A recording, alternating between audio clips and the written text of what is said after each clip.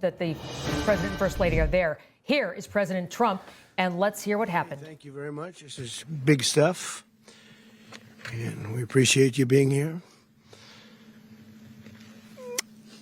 Late last night and early today, at my direction, the United States Armed Forces conducted an extraordinary military operation in the capital of Venezuela. Overwhelming American military power, air, land, and sea, was used to launch a spectacular assault. And it was an assault like people have not seen since World War II. It was a force against a heavily fortified military fortress in the heart of Caracas to bring outlaw dictator Nicolas Maduro to justice. This was one of the most stunning, effective, and powerful displays of American military might and competence in American history. And if you think about it, we've done some other good ones, like the attack on Soleimani, the attack on al-Baghdadi, and the obliteration and decimation of the Iran nuclear sites just recently in an operation known as Midnight Hammer. All perfectly executed and done. No nation in the world could achieve what America achieved yesterday, or frankly, in just a short period of time. All Venezuelan military capacities were rendered powerless as the men and women of our military, working with U.S. law enforcement, successfully captured Maduro in the dead of night. It was dark. The lights of Caracas were largely turned off due to a certain expertise that we have. It was dark and it was deadly. But captured along with his wife, Celia Flores, both of whom now face American justice. Maduro and Flores have been indicted in the Southern District of New York, Jay Clayton, for their campaign of deadly narco-terrorism against the United States and its citizens. I want to thank the men and women of our military who achieved such an extraordinary success overnight with breathtaking speed, power, precision, and competence. You rarely see anything like it. You've seen some raids in this country that didn't go so well. They were an embarrassment. If you look back to Afghanistan, or if you look back to the Jimmy Carter days, they were different days. We're a respected country again, like never before. These highly trained warriors, operating in collaboration with U.S. law enforcement, caught them in a very ready position. They were waiting for us. They knew we had many ships out in the sea, just sort of waiting. They knew we were coming. So they were in a ready, what's called a ready position. But they were completely overwhelmed and very quickly incapacitated. If you would have seen what I saw last night, you would have been very impressed. I'm not sure that you'll ever get to see it, but it was an incredible thing to see. Not a single American service member was killed, and not a single piece of American equipment was lost. We had many helicopters, many planes, many people involved in that fight. But think of that, not one piece of military equipment was lost, not one service member was, more importantly, killed. The United States military is the strongest and most fearsome military on the planet by far, with capabilities and skills our enemies can scarcely begin to imagine. We have the best equipment anywhere in the world. There's no equipment like what we have, and you see that even if you just look at the boats. You know, we've knocked out 97% of the drugs coming in by sea. 90%. Each boat kills on average, 25,000 people. We knocked out 97%. And those drugs mostly come from place called Venezuela. We're going to run the country until such time as we can do a safe, proper, and judicious transition. So we don't want to be involved with having somebody else get in, and we have the same situation that we had for the last long period of years. So we are going to run the country until such time as we can do a safe, proper, and judicious transition. And it has to be judicious because that's what we're all about. We want peace, liberty, and justice for the great people of Venezuela, and that includes many from Venezuela that are now living in the United States and want to go back to their country. It's their homeland. We can't take a chance that somebody else takes over Venezuela that doesn't have the good of the Venezuelan people in mind. We've had decades of that. We're not going to let that happen. We're there now, and what people don't understand, but they understand as I say this, we're there now, but we're going to stay until such time as the proper transition can take place. So we're going to stay until such time as we're going to run it, essentially, until such time as a proper transition can take place. As everyone knows, the oil business in Venezuela has been a bust, a total bust, for a long period of time. They were pumping almost nothing by comparison to what they could have been pumping and what could have taken place. We're going to have our very large United States oil companies, the biggest anywhere in the world, go in, spend billions of dollars, fix the badly broken infrastructure, the oil infrastructure, and start making money for the country. And we are ready to stage a second and much larger attack if we need to do so. So we were prepared to do a second wave if we needed to do so. We actually assumed that a second wave would be necessary, but now it's probably not. The first wave, if you'd like to call it that, the first attack was so successful, we probably don't have to do a second, but we're prepared to do a second wave, a much bigger wave, actually. This was pinpoint, but we have a much bigger wave that probably won't have to do. This partnership of Venezuela with the United States of America, a country that everybody wants to be involved with because of what we were able to do and accomplish, will make the people of Venezuela rich, independent, and safe. And it will also make the many, many people from Venezuela that are living in the United States extremely happy. They suffered. They suffered. So much was taken from them. They're not going to suffer anymore. The illegitimate dictator Maduro was the kingpin of a vast criminal network responsible for trafficking colossal amounts of deadly and illicit drugs into the United States. As alleged in the indictment, he personally oversaw the vicious cartel known as Cartel de las Solas, which flooded our nation with lethal poison, responsible for the deaths of countless Americans, the many, many Americans. Hundreds of thousands over the years of Americans died because of him. Maduro and his wife will soon face the full might of American justice and stand trial on American soil. Right now, they're on a ship they'll be heading to, ultimately, New York. And then a decision will be made, I assume, between New York and Miami or Florida. But we have people where the overwhelming evidence of their crimes will be presented in a court of law. And I've seen it. I've seen what we have. It's both horrible and breathtaking that something like this could have been allowed to take place.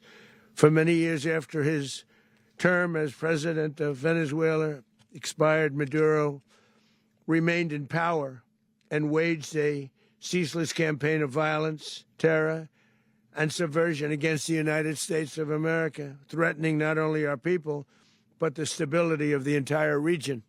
and you all saw it, in addition to trafficking gigantic amounts of illegal drugs that inflicted untold suffering and human destruction all over the country, all over in particular the United States. Maduro sent savage and murderous gangs, including the bloodthirsty prison gang Tren de Aragua, to terrorize American communities nationwide, and he did indeed. They were in Colorado. They took over apartment complexes. They cut the fingers off people if they called police. They were brutal, but they're not so brutal now.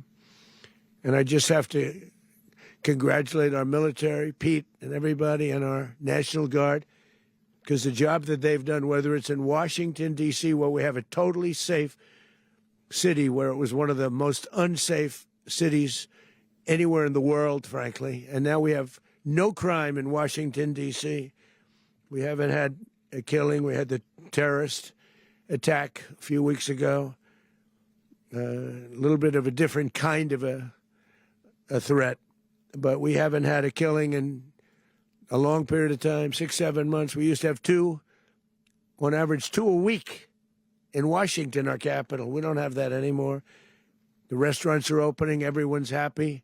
They're going, they're walking their daughters, they're walking their children, their wives. They walk to restaurants. Restaurants are opening all over Washington, D.C. So I want to thank the National Guard. I want to thank our military. And I want to thank law enforcement. It's been amazing. And they should do it with more cities. We're doing it, as you know, and we're doing it in Memphis, Tennessee right now, and crime is down.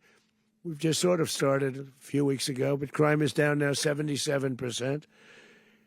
And the governor of Louisiana called, great person, and he wanted us to help him, as you know, in a certain very nice part of Louisiana.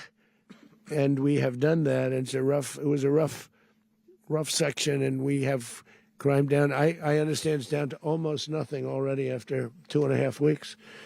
New Orleans, it's down to almost nothing, and we've only been there for 2.5 weeks. Can't imagine why governors wouldn't want us to help. We also helped, as you know, in Chicago, and crime went down a little bit there. We did a very small help because we had no working ability with the governor. The governor was a disaster, and the mayor was a disaster. But it knocked down crime. But we're pulling out of there. When they need us, we'll know. You'll know. You'll be writing about it. And likewise, Los Angeles, where we saved Los Angeles early on, where the head of the police department made a statement that if the federal government didn't come in, we would have lost Los Angeles. That's long after the fires. That's when they had the riots in Los Angeles. We did a great job. Got no credit for it whatsoever, but that's okay. It doesn't matter. We don't need the credit. But we'll be pulling out when they need us. They'll call, or we'll go back if we have to. We'll go back. But we did a great job in various cities. But the place that we're very proud of is Washington, D.C., because it's our nation's capital. We took it from being a crime-ridden mess to being one of the safest cities in the country. But the gangs that they sent raped, tortured, and murdered American women and children. They were in all of the cities I mentioned, Tren de Aragua. And they were sent by Maduro to terrorize our people, and now Maduro will never again be able to threaten an American citizen or anybody from Venezuela. There will no longer be threats.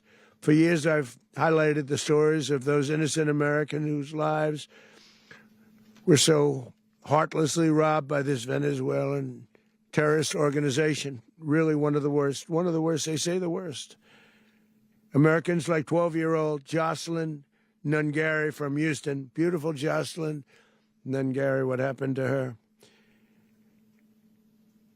They, as you know, they kidnapped, assaulted, and murdered by Tren de Aragua animals. They murdered Jocelyn and left her dead under the bridge. There was a bridge that will never be the same to so many people after seeing what happened. As I've said many times, the Maduro regime emptied out their prisons, sent their worst and most violent monsters into the United States to steal American lives. And they came from mental institutions and insane asylums. They came from prisons and jails. The reason I say both, they sound similar. Actually, prisons a little bit more hostile, a little bit tougher. A mental institution isn't as tough as an insane asylum, but we got them both. They sent from their mental institutions. They sent from their jails, prisons. They were drug dealers. They were drug kingpins. They sent everybody bad into the United States, but no longer. And we have now a border where nobody gets through. In addition, Venezuela unilaterally seized and stole American oil, American assets, and American platforms, costing us billions and billions of dollars. They did this a while ago, but we never had a president that did anything about it. They took all of our property. It was our property. We built it. And we never had a president that decided to do anything about it. Instead, they fought wars that were 10,000 miles away.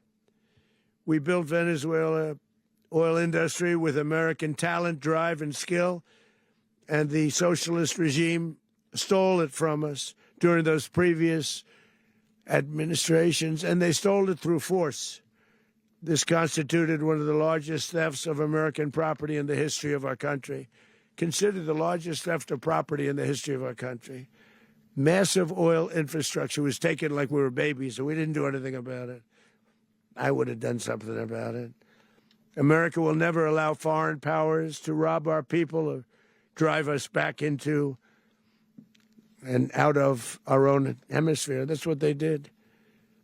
Furthermore, under the now deposed dictator Maduro, Venezuela was increasingly hosting foreign adversaries in our region and acquiring menacing offensive weapons that could threaten U.S. interests and lives. And they used those weapons last night. Potentially in league with the cartels operating along our border. All of these actions were in gross violation of the core principles of American foreign policy, dating back more than 2 centuries. And not anymore. All the way back, it dated to the Monroe Doctrines. And the Monroe Doctrine is a big deal, but we've superseded it by a lot, by a real lot. They now call it the Donroe Document. I don't know. It's Monroe Doctrine. We sort of forgot about it. It was very important, but we forgot about it. We don't forget about it anymore. Under our new national security strategy, American dominance in the Western Hemisphere will never be questioned again. Won't happen. So just in concluding, for decades, other administrations have neglected or even contributed to these growing security threats in the Western Hemisphere. Under the Trump administration, we are reasserting American power in a very powerful way in our home region. And our home region is very different than it was just a short while ago. The future will be, and we did this in my first term. We had great dominance in my first term, and we have far greater dominance right now. Everyone's coming back to us. The future will be determined by the ability to protect commerce and territory and resources that are core to national security. These are core to our national security. Just like tariffs are, they've made our country rich, and they've made our national security stronger than ever before. But these are the iron laws that have always determined global power.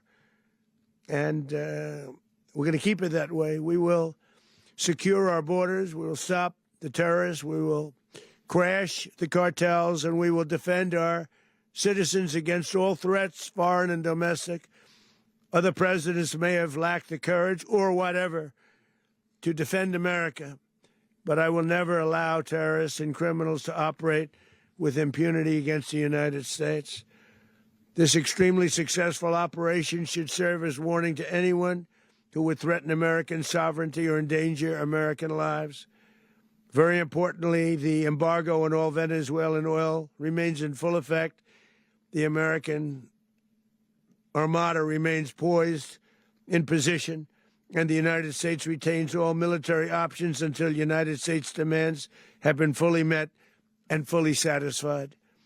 All political and military figures in Venezuela should understand what happened to Maduro can happen to them, and it will happen to them if they aren't just, fair, even to their people. The dictator and terrorist, Maduro, is finally gone, and Venezuela people are free. They're free again. It's been a long time for them, but they're free. America is a safer nation this morning. It's a prouder nation this morning because it didn't allow this horrible person and this country that was doing very bad things to us. It didn't allow it to happen. And the Western Hemisphere is right now a much safer place to be. So I want to thank everybody for being here.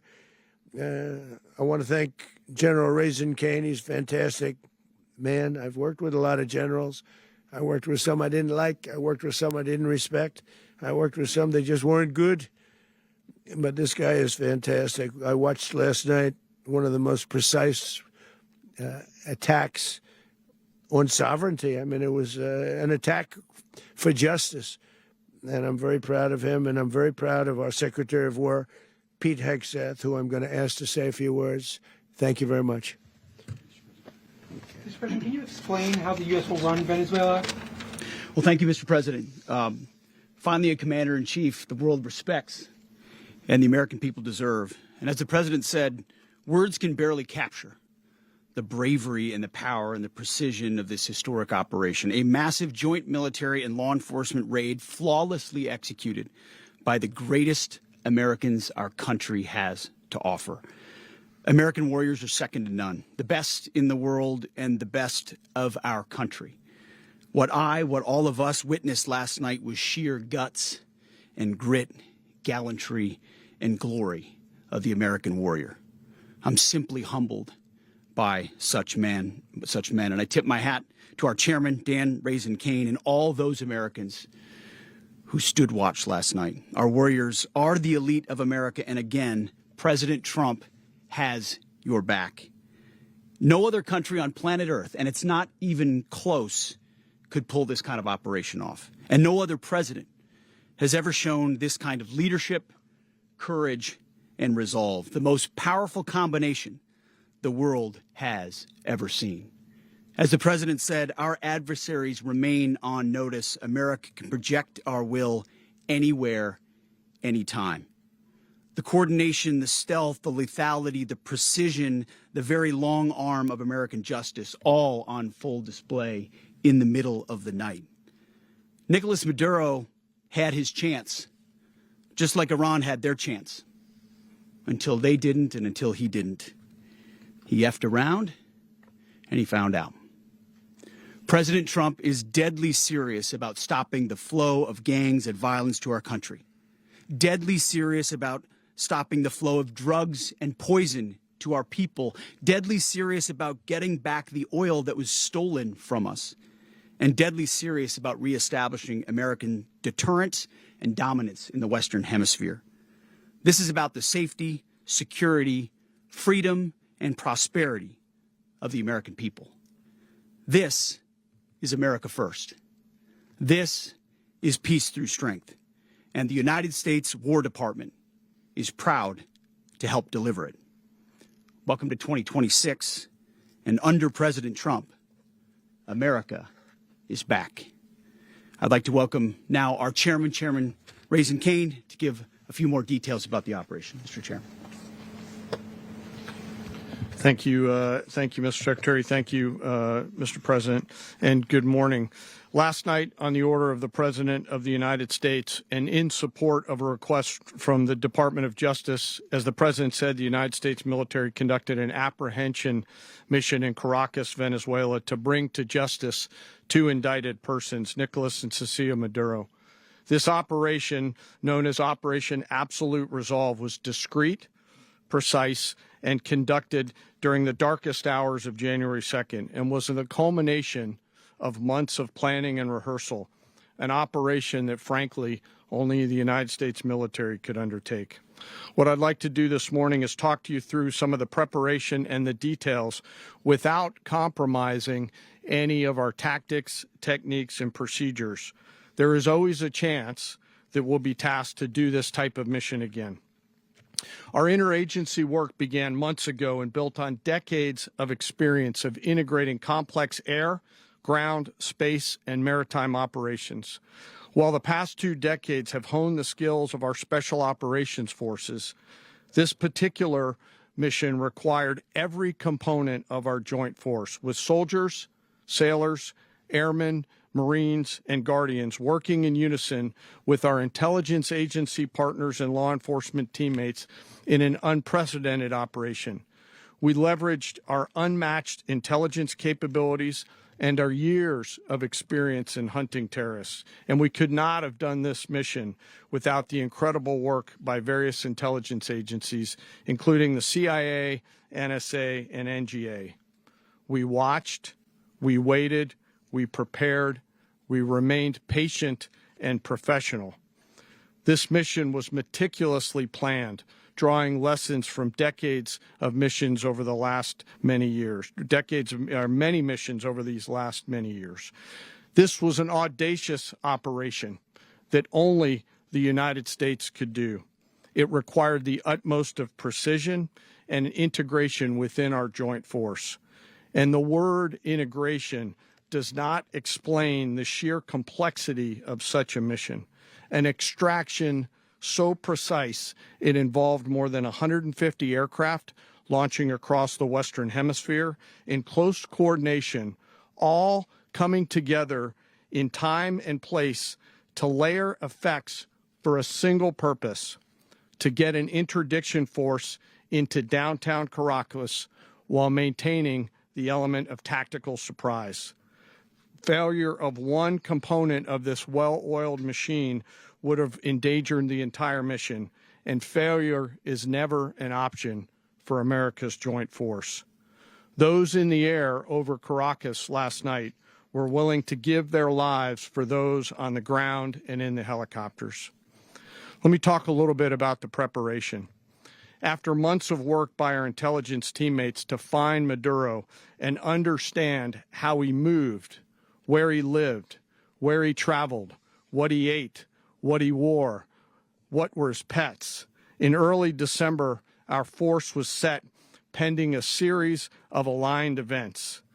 Key was choosing the right day to minimize the potential for civilian harm and maximize the element of surprise and minimize the harm to the indicted personnel so, as the president said, they could be brought to justice. And as the president said earlier today, weather in Venezuela is always a factor this time of the year. And over the weeks through Christmas and New Year's, the men and women of the United States military sat ready, patiently waiting for the right triggers to be met and the president to order us into action. Last night, the weather broke just enough, clearing a path that only the most skilled aviators in the world could maneuver through. Ocean, mountain, low cloud ceilings. But when tasked with a mission, this organization does not quit.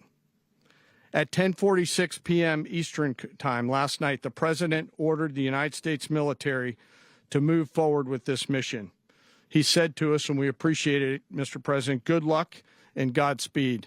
And those words were transmitted to the entire joint force. Over the course of the night, aircraft began launching from 20 different bases on land and sea across the Western Hemisphere. In total, more than 150 aircraft, bombers, fighters, intelligence, reconnaissance, surveillance, rotary wing were in the air last night. Thousands and thousands of hours of experience were airborne. Our youngest crew member was 20, and our oldest crew member was 49. And there's simply no match for American military might. As the night began, the helicopters took off with the extraction force, which included law enforcement officers, and began their flight into Venezuela at 100 feet above the water. As they approached Venezuelan shores, the United States began layering different effects provided by Spacecom, Cybercom, and other members of the interagency to create a pathway. Overhead, those forces were protected by aircraft from the United States Marines, the United States Navy, the United States Air Force, and the Air National Guard. The force included F-22s, F-35s, F-18s, EA-18s, E-2s, B-1 bombers, and other support aircraft, as well as numerous remotely piloted drones. As the force began to approach Caracas, the Joint Air Component began dismantling and disabling the air defense systems in Venezuela, employing weapons to ensure the safe passage of the helicopters into the target area. The goal of our air component was, and always will be to protect the helicopters and the ground force and get them to the target and get them home. As the force crossed the last point of high terrain where they'd been hiding in the clutter, we assessed that we had maintained totally the element of surprise. As the helicopter force ingressed towards the objective at low level, we arrived at Maduro's compound at 1:01 a.m. Eastern Standard Time, or 2:01 a.m. Caracas local time, and the apprehension force descended into Maduro's compound and moved with speed, precision, and discipline towards their objective and isolated the area to ensure the safety and security of the ground force while apprehending the indicted persons. On arrival into the target area, the helicopters came under fire, and they replied with that fire with overwhelming force in self-defense. One of our aircraft was hit but remained flyable, and as the President said earlier today, all of our aircraft came home, and that aircraft remained flyable during the rest of the mission. As the operation unfolded at the compound, our air and ground intelligence teams provided real-time updates to the ground force, ensuring those forces could safely navigate the complex environment without unnecessary risk. The force remained protected by overhead tactical aviation. Maduro and his wife, both indicted, gave up and were taken into custody by the Department of Justice, assisted by our incredible U.S. military with professionalism and precision, with no loss of U.S. life. After securing the indicted persons, the force began to prep for departure.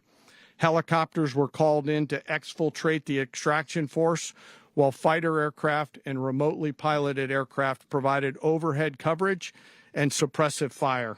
There were multiple self-defense engagements as the force began to withdraw out of Venezuela. The force successfully exfiltrated and returned to their afloat launch bases, and the force was over the water at 3:29 a.m. Eastern Standard Time with indicted persons on board. And both Maduro and his wife were embarked aboard the USS Iwo Jima. In closing, what we've witnessed today is a powerful demonstration of America's joint force. We think, we develop, we train, we rehearse, we debrief, we rehearse again and again, not to get it right, but to ensure that we cannot get it wrong. Our jobs are to integrate combat power so when the order comes, we can deliver overwhelming force at the time and the place of our choosing against any foe anywhere in the world. I am immensely proud today of our joint force and filled with gratitude to represent them here today. There is simply no mission too difficult for these incredible professionals and the families that stand by them and support them.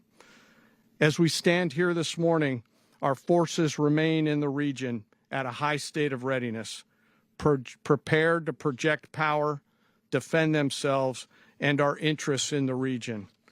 This operation is a testament to the dedication and unwavering commitment to justice and our resolve to hold accountable those who threaten peace and stability. In closing, I want to express my heartfelt gratitude to the brave men and women who executed this mission. Their courage and tireless commitment to our nation are what makes us strong. Thank you, Mr. Secretary, and thank you, Mr. President. Well, I don't have much to add to what you've heard now, other than the following points. Nicolas Maduro was indicted in 2020 in the United States. He is not the legitimate president of Venezuela. That's not just us saying it. The first Trump administration, the Biden administration, the second Trump administration, none of those three recognized him. He's not recognized by the European Union and multiple countries around the world. He is a fugitive of American justice with a $50 million reward, which I guess we saved $50 million. And Make sure. yeah, exactly. But Don't let anybody claim it. Nobody deserves it but us. But I want to be clear about one thing. Nicolas Maduro had multiple opportunities to avoid this. He was provided multiple very, very, very generous offers and chose instead to act like a wild man, chose instead to play around. And the result is what we saw tonight. The other message here is the following. You have a guy, like many people around the world, they like to play games. You have a guy who decides he's going to invite Iran into his country, is going to, do the confiscation of American oil companies, is going to flood our country with gang members, is going to take Americans prisoner and try to hold them for hostage and trade them like he was able to do with the Biden administration. Basically likes to play games all this time and thinks nothing's going to happen. And I hope what people now understand is that we have a president. The 47th president of the United States is not a game player. When he tells you that he's going to do something, when tells you he's going to address a problem, he means it. He actions it. I can tell you, I've watched this process now for 14, 15 years, been around it. Everybody talks. I'm going to do this. I'm going to do that. When I get there, we're going to do this. We're going to take. This is a president of action. Like, I don't understand yet how they haven't figured this out. And now, if you don't know, now you know. Because this is the way it's going to play out. And I think people need to understand that this is not a president that just talks and does letters and press conferences. And, if he says he's serious about something, he means it. And this is something that was a direct threat to the national interest of the United States, and the president addressed it. This is a president of peace, by the way. I told you what I just said earlier. This guy had multiple opportunities to find his way somewhere else and figure out another. He could have been living somewhere else right now, very happy. But instead, he wanted to play big boy. And so now, he's got other sets of problems on his hands. And but I think the message here should be for the world. Look, the president doesn't go out looking for people to pick fights with. He's not generally wants to get along with everybody. We'll talk and meet with anybody. But don't play games. Don't play games with this president's in office, because it's not going to turn out well. And so I hope that, I guess that lesson was learned last night, and we hope it'll be instructive moving forward. Is that a message for Cuba? Mr. President. Mr. President. Mr. President. Mr. President. Running the country. Mr. President. Mr. President. Mr. President, you said that the U.S. is going to run Venezuela. So who's in power right now? Well, we're going to be running it with a group, and we're going to make sure it's run properly. We're going to rebuild the oil infrastructure, which will cost billions of dollars. It'll be paid for by the oil companies directly. They will be reimbursed for what they're doing, but that's going to be paid. And we're going to get the oil flowing the way it should be. As you know, it was just a minor flow. It was actually a minor flow for what they have. But we're going to run it properly, and we're going to make sure the people of Venezuela are taken care of. We're going to make sure the people that were forced out of Venezuela by this thug are also taken care of. Mr. President, does the U.S. running the country mean that U.S. troops will be on the ground? How will that work? Well, they always say boots on the ground. So we're not afraid of boots on the ground if we have to have. We had boots on the ground last night at a very high level, actually. We're not afraid of it. We don't mind saying it, but we're going to make sure that that country is run properly. We're not doing this in vain. This is a very dangerous attack. This is an attack that could have gone very, very badly. Could have gone very badly. We could have lost a lot of people last night. We could have lost a lot of dignity. We could have lost a lot of equipment. The equipment is less important, but we could have lost a lot. And we're going to make sure that this is proper. We're there now. We're ready to go again if we have to. We're going to run the country right. It's going to be run very judiciously, very fairly. It's going to make a lot of money. We're going to give money to the people. We're going to reimburse people that were taken advantage of. We're going to take care of everybody. It's very important. We couldn't let them get away with it. They stole our oil. We built that whole industry there. And they just took it over like we were nothing. And we had a president that decided not to do anything about it. So we did something about it. We're late, but we did something about it. Yeah, please. Mr. President, can you explain the exact mechanism by which you're going to run the country? Are you going to designate a U.S. official to coordinate? It's all being done right now. We're designating people. We're talking to people. We're designating various people, and we're going to let you know who those people are. That would run Venezuela. Well, it's largely going to be for a period of time the people that are standing right behind me. We're going to be running it. We're going to be bringing it back. It's a dead, I talk about a dead country. A year and a half ago, we were a dead country. Now we're the hottest country anywhere in the world. We're a country doing better than any country anywhere in the world. And it required leadership. Venezuela has a lot of bad people in there, a lot of bad people that shouldn't be leading. We're not going to take a chance that one of those people take over for Maduro. So you can look at, and others, we have fantastic people, including people in the military. So we're going to have a group of people running it until such time as it can be put back on track, make a lot of money for the people, and give people a great way of life, and also reimbursement for people in our country that were forced out of Venezuela. Rubio would be.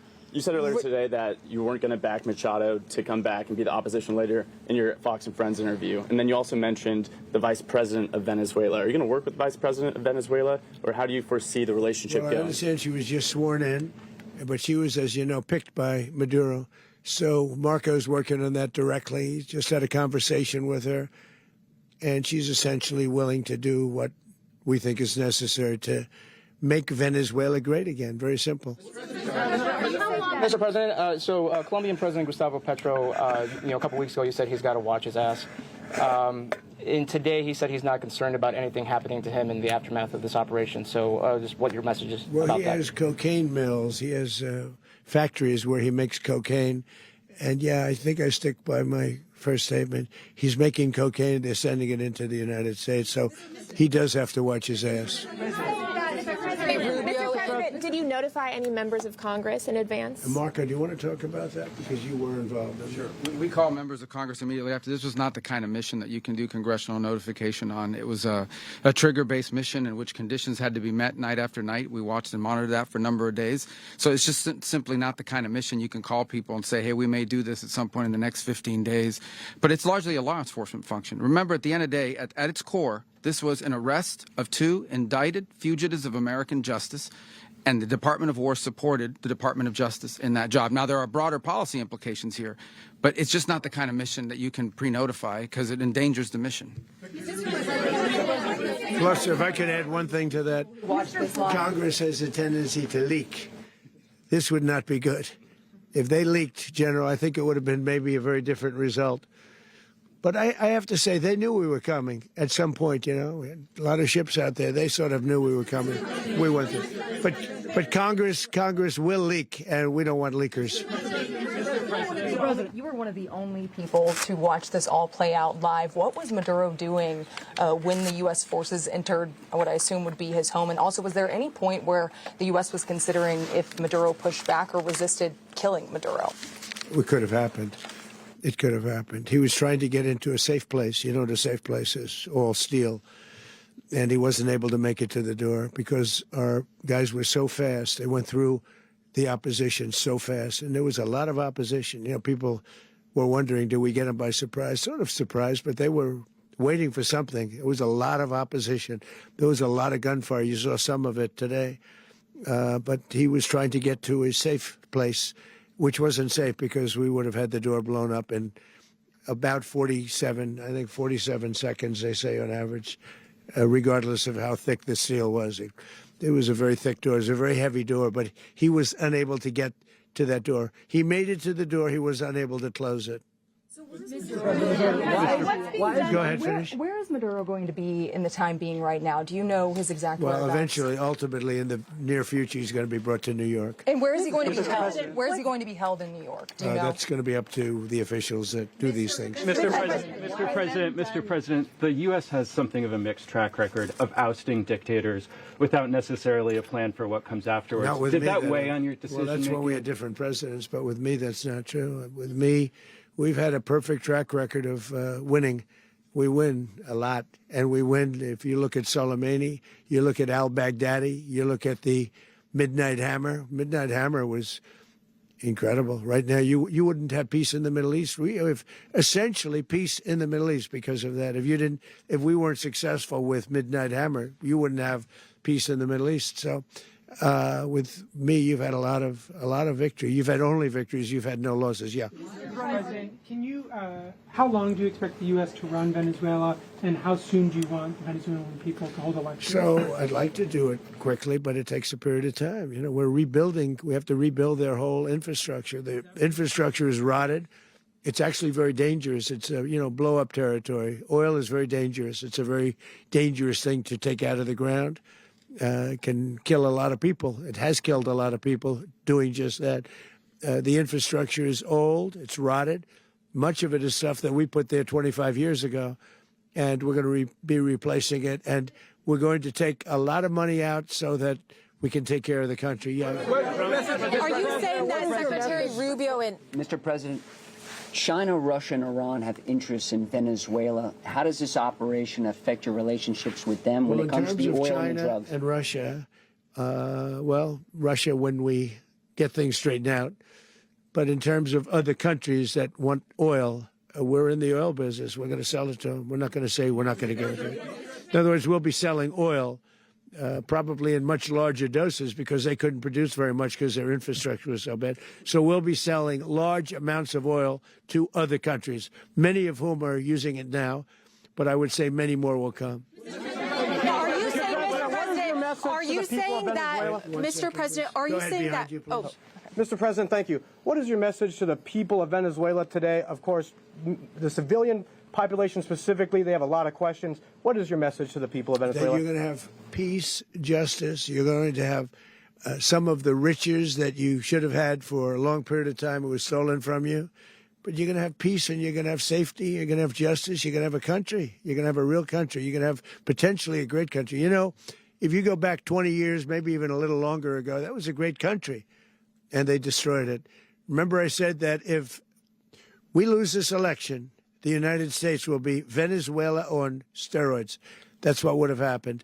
Had we lost the election, the 2024 election, we suffered so badly. When you look at the border from 2020, what they did, what Joe Biden administration did to our country should never be forgotten.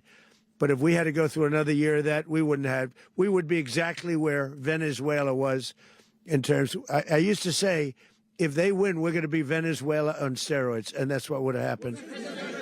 President, thank you. Are you saying that Secretary Hegseth and Rubio are going to be running Venezuela, and will you be sending in U.S. military troops to provide? They're going to be a team that's working with the people of Venezuela to make sure that we have Venezuela right. Because for us to just leave, who's going to take over? I mean, there is nobody to take over. You have a vice president who's been appointed by Maduro. And right now she's the vice president, and she's, I guess, the president. She was sworn as president just a little while ago. She had a long conversation with Marco, and she said, we'll do whatever you need. I think she was quite gracious, but she really doesn't have a choice. We're going to have this done right. We're not going to just do this with Maduro, then leave like everybody else, leave and say, let it go to hell. If we just left, it has zero chance of ever coming back. We'll run it properly. We'll run it professionally. We'll have the greatest oil companies in the world go in and invest billions and billions of dollars and take out money, use that money in Venezuela. And the biggest beneficiary are going to be the people of Venezuela. And also, I can't stress this strongly enough, the people that got thrown out of Venezuela that are now in the United States, and frankly, some want to stay and some probably want to go back. Yeah. What's being done to protect Americans in the country, and were any of the detained Americans? Well, right now they're very protected because nobody's going to mess with us. They're very protected. The people of, and we let them know that you better not touch one of them. Are you concerned that bad elements of the Maduro regime will remain in place? Well, we know who they are. We're on them, and they're acting much differently now than they would have acted 2 days ago. Okay, wait, behind you, please. Mr. President, why is running a country in South America America first? Well, I think it is because we want to surround ourselves with good neighbors. We want to surround ourselves with stability. We want to surround ourselves with energy. We have tremendous energy in that country. It's very important that we protect it. We need that for ourselves. We need that for the world. And we want to make sure we can protect it. Yes, sir. Please, go ahead. Yeah, is there a message here for Cuba and Diaz-Canel? Well, Cuba is an interesting case. Cuba is, not doing very well right now. That system has not been a very good one for Cuba. The people there have suffered for many, many years. And I think Cuba is going to be something we'll end up talking about, because Cuba is a failing nation right now, very badly failing nation. And we want to help the people. It's very similar in the sense that we want to help the people in Cuba, but we want to also help the people that were forced out of Cuba and living in this country. Do you want to say something about that, Marco, please? Well, I mean, I just gave you a statement a few minutes ago about, when the president speaks, you should take him seriously. Suffice it to say, Cuba is a disaster. It's run by incompetent, senile men, and in some cases, not senile, but incompetent nonetheless. It has no economy. It's in total collapse. And by the way, they were, all of the guards that helped protect Maduro, this is well known, their whole spy agency, all that were full of Cubans. I mean, it's amazing. This poor island took over Venezuela in some cases. One of the biggest problems the Venezuelans have is they have to declare independence from Cuba. They tried to basically colonize it from a security standpoint. So, yeah, look, if I lived in Havana and I was in the government, I'd be concerned, at least a little bit. Cutting off the oil flow to Cuba from Venezuela? Well, the president already announced a week ago that anything that's sanctioned oil, it's not going to be allowed to get there. So that's a pre-existing. Mr. President. The answer is yes. Mr. President. Yes. Is the U.S. aware of the location of opposition leader Machado, and have you been in contact with her? No, we haven't. No, we haven't. Mr. President. Do you have any hesitations about Machado? Mr. President, on Monday. I think it would be very tough for her to be the leader. She doesn't have the support within or the respect within the country. She's a very nice woman, but she doesn't have the respect to be the leader. Mr. President, is it possible that the U.S. ends up administrating Venezuela for years? Well, it won't cost us anything because the money coming out of the ground is very substantial. So it's not going to cost us anything. We will. Well, we want safety there. We want to be surrounded by countries that aren't housing all of our enemies all over the world. That's what was happening, and you don't want to have that. But we're going to be rebuilding, and we're not spending money. The oil companies are going to go in. They're going to spend money. We're going to take back the oil that, frankly, we should have taken back a long time ago. A lot of money is coming out of the ground. We're going to get reimbursed for all of that. We're going to get reimbursed for everything that we spend. So it's going to be a very important. This is a very big evening that took place last night. We have to be surrounded by safe, secure countries, and we also have to have energy. Very important. We have to have energy that's real energy, not where they're getting 4% and 5% of the energy out of the ground. You take a look. It was such a disaster. So what's going to happen with Venezuela, I think, over the next period of a year, is going to be a great thing, and the people of Venezuela will be the biggest beneficiaries. Mr. President, U.S. military. Mr. President, thank you. What did you last speak to Maduro about when you spoke? And is the Well, U.S. I don't want to get at war into with the Venezuela? conversations, but I did have conversations with him, and I said, you got to surrender. And I actually thought he was pretty close to doing so, but now he wished he did, yeah. You said that Maduro is responsible for drug trafficking. You recently pardoned the former president of Honduras, who was convicted on many drug trafficking. Can you explain how these two situations are different? And would you ever pardon Maduro? I endorsed, as you know, the winning president, the man who won in Honduras. I endorsed the man who won in Chile. I endorsed the man who won in Argentina. And we are doing very well with that whole group. What the man that I pardoned was, if you could equate it to us, he was treated like the Biden administration treated a man named Trump. That didn't work out too well for them. This was a man who was persecuted very unfairly. He was the head of the country. He was persecuted very unfairly. And there are a number of them. And we felt that it was a very unfair situation that happened to him. He's also a party member of the man who won. So obviously the people liked what I did. And one of the reasons that was done is because of the fact that the party in power felt very strongly that that man was treated very badly. I studied it very quickly, and then I studied it in great detail. I went to a lot of the people standing behind me, and they felt that that man was persecuted and treated very badly. That's why I gave him a pardon. You referenced boots on the ground earlier. Can you just sort of button this up? Do you envision the U.S. military having a presence in Venezuela as the U.S. runs that country? No, we're going to have a presence in Venezuela as it pertains to oil, because we have to have, we're sending our expertise in. So you may need something, not very much.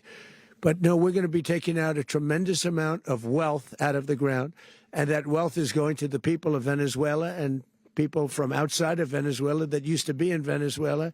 And it goes also to the United States of America in the form of reimbursement for the damages caused us by that country.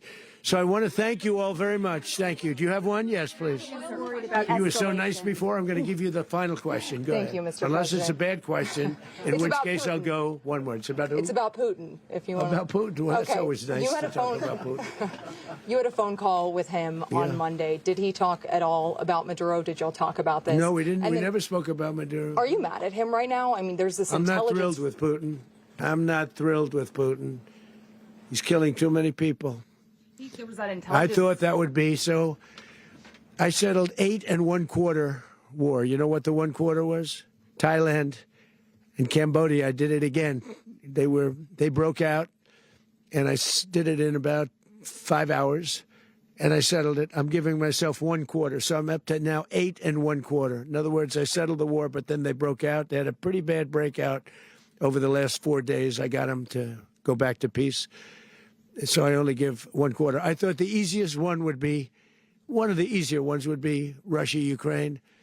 It's not. And they both have done some pretty bad things. And look, that's Biden's war. That's not my war.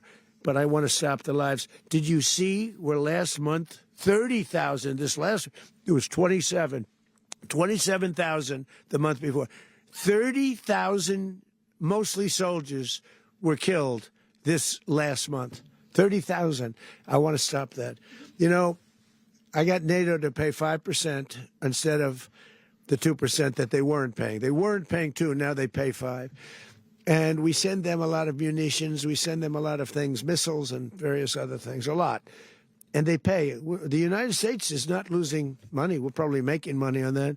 It's the last thing I care about. I just want to stop all those people. We're losing 25, 30,000 human beings that come from 2 places that are very far away.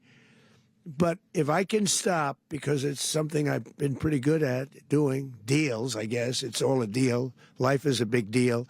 But if I can stop that war and stop 30,000 young people, in addition to the fact that people are being killed in Kiev, people are being killed in other cities throughout, a much smaller number, but they're being killed, viciously killed.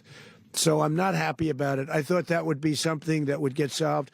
We have Mr. Witkoff here. I think that we're making progress, but that's a war that should have never happened. If I were president, it would have never happened. Putin says it. Everybody says it. If I were president, that would have never happened. But I inherited that war. That was Joe Biden, Zelensky, and Putin. I came into the situation, and it's a mess. And I will say this. I watched an operation last night that was so precise, that was so brilliant. I mean, it was incredible. If we had our people, like this general, and our people involved, that war would not have gone on very long, that I can tell you. That war, to use an old term, that war has become a bloodbath, and we want it to get stopped. Thank you very much.